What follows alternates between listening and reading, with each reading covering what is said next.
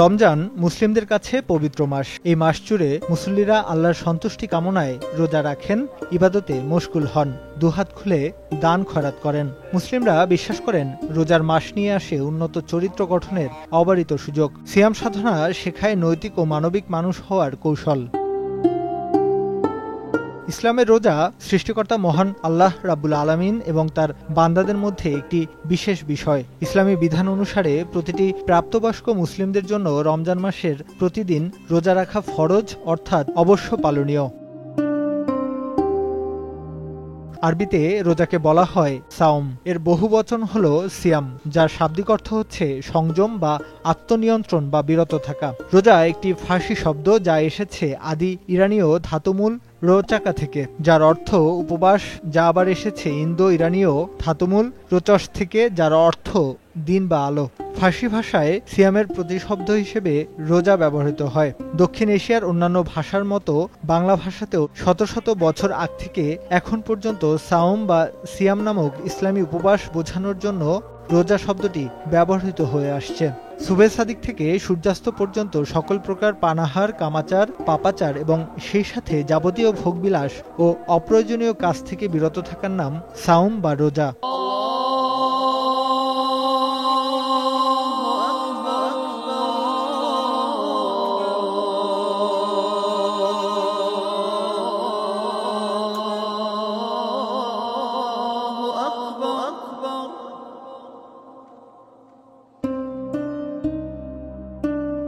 প্রথম কখন ও কোন রোজা ফরজ ছিল এ নিয়ে মতভেদ রয়েছে। কেউ বলেন 10 মুহররম অর্থাৎ আশুরার রোজাই সর্বপ্রথম ফরজ ছিল। আবার কারো কারো মতে আইয়ামে বীজ অর্থাৎ প্রত্যেক চন্দ্রমাসের 13, 14 ও 15 তারিখে রোজা ফরজ ছিল। বস্তুত রোজা রাখার বিধান সর্বযুগেই ছিল। হযরত আদম আলাইহিস সালাম থেকে শুরু করে হযরত মুহাম্মদ সাল্লাল্লাহু আলাইহি ওয়াসাল্লাম পর্যন্ত সব নবী রাসূলের যুগেই রোজার বিধান ছিল। মহান রাব্বুল আলামিন আমাদের আদিপিতা হযরত আদম আলাইহিস সালামের ওপর রোজার বিধান আরোপ করে মানব ইতিহাসে সর্বপ্রথম রোজার প্রচলন শুরু করেন। এ সম্পর্কে মহান আল্লাহ তাআলা পবিত্র কোরআনে ইরশাদ করেন, হে ঈমানদারগণ, তোমাদের উপর রোজা ফরজ করা হয়েছে, যেরূপ ফরজ করা হয়েছিল তোমাদের পূর্ববর্তীদের উপর, যাতে তোমরা খোদাভীরু হতে পারো। সূরা বাকারা আয়াত 183।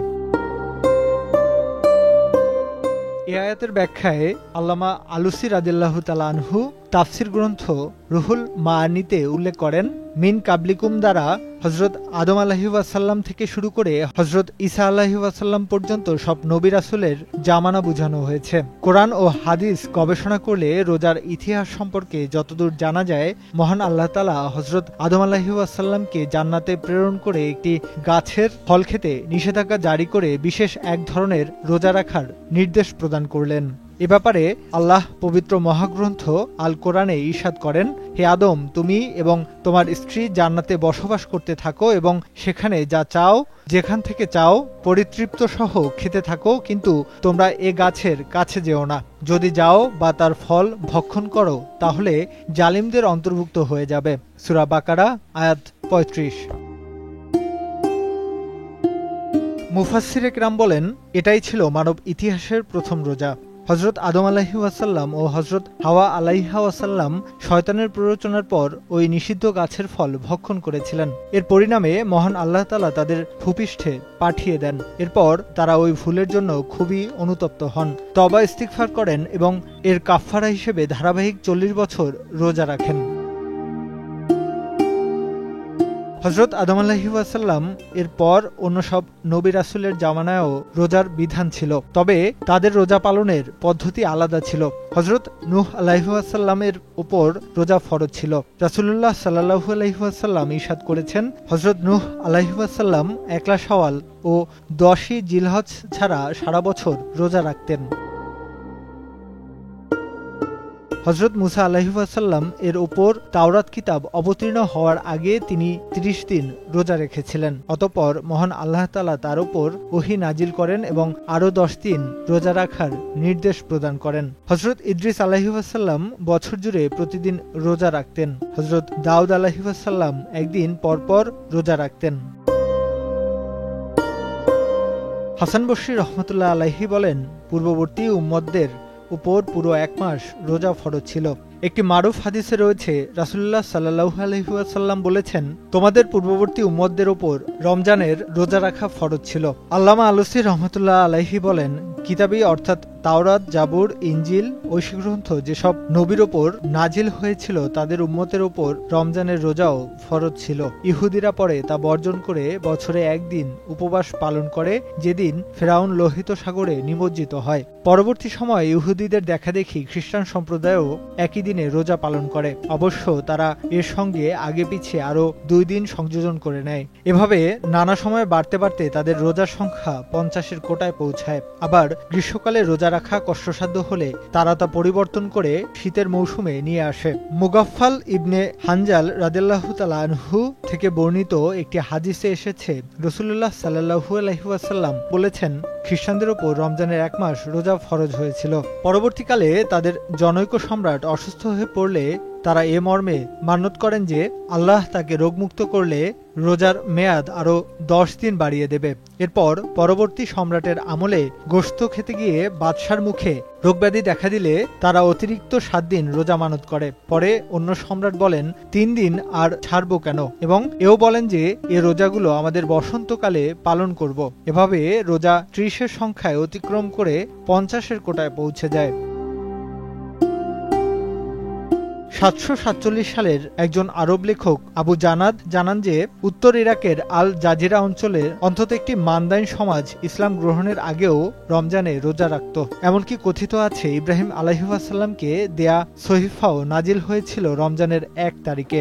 ৬ রোজায় হযরত মুসা আলাইহিসসালাম তাওরাত লাভ করেন। ১৩ রোজায় ঈসা আলাইহিসসালামের উপর ইনজিল, ১৮ রোজায় হযরত দাউদ আলাইহিসসালামের উপর জাবুর এবং রমজানের ২৭ তারিখে মুসলিমদের ধর্মগ্রন্থ কোরআন অবতীর্ণ হয়। যদিও আরবের বাইরে রমজানকে মাস হিসেবে ধরা হতো না, কিন্তু এই হিসেবটা ভিন্ন জাতিক পঞ্জিকার সঙ্গে মিলিয়ে স্থির করা হয়েছে বলে বলা হয়।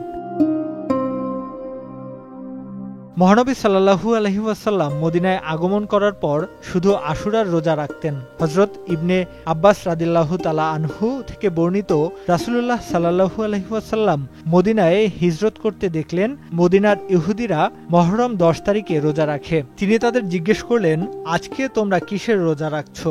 উত্তরে তারা বলল, আজ সেই দিন যেদিন মহান আল্লাহ তাআলা হযরত মুসা আলাইহিস সালাম ও তার কওমকে ফেরাউনের কবল থেকে মুক্ত করেছিলেন আর ফেরাউনকে সদল বলে নীল দরিয়ায় ডুবিয়ে মেরেছিলেন। ফলে শুকরিয়া স্বরূপ এদিন মুসা আলাইহিস সালাম রোজা রেখেছিলেন, তাই আমরাও এই দিন রোজা রাখি। অতঃপর রাসূলুল্লাহ সাল্লাল্লাহু আলাইহি ওয়াসাল্লাম বললেন, আমরা তোমাদের থেকে মুসা আলাইহিস সালামকে অনুসরণের অধিক হকদার। এরপর তিনি আশুরার দিন রোজা রাখলেন এবং সাহাবায়ে কেরামদের রোজা রাখার নির্দেশ প্রদান করলেন। রোজা কোন মাসে ফরজ হয়েছিল এই সম্পর্কে আল্লামা ইবনে কাসারি রহমতুল্লাহ আলাইহি আল বিদায়া ওয়ান নিহায়া গ্রন্থে বলেন, হিজরি ২য় সনে শাবান মাসের বদর যুদ্ধের আগে রমজানের রোজা ফরজ করা হয়। বিশ্ববিখ্যাত মুহাদ্দিস আল্লামা ইউসুফ বান্নুরী রহমতুল্লাহ আলাইহি বলেন, হিজরি ২য় সনের ১০ শাবান রোজা ফরজ করা হয় এবং সেই বছরই কেবলা পরিবর্তন সহ জাকাত ফিতরার হুকুম অবতীর্ণ হয়। রোজা ফরজ করার উদ্দেশ্য সম্পর্কে আল্লাহ তাআলা পবিত্র কোরআনের সূরা বাকারার ১৮৩ নম্বর আয়াতের শেষে বলেন, হে ঈমানদারগণ, তোমাদের উপর রোজা ফরজ করা হয়েছে যেরূপ ফরজ করা হয়েছিল তোমাদের পূর্ববর্তী লোকদের উপর, যেন তোমরা পরহেজগারি অর্জন করতে পারো। হিজরি ২য় সনে রোজা ফরজ হওয়ার পর থেকে উম্মতে মুহাম্মাদী দীর্ঘ ১ মাসব্যাপী রোজা পালন করে আসছে। এহসানুল হক শাওন, সময় সংবাদ।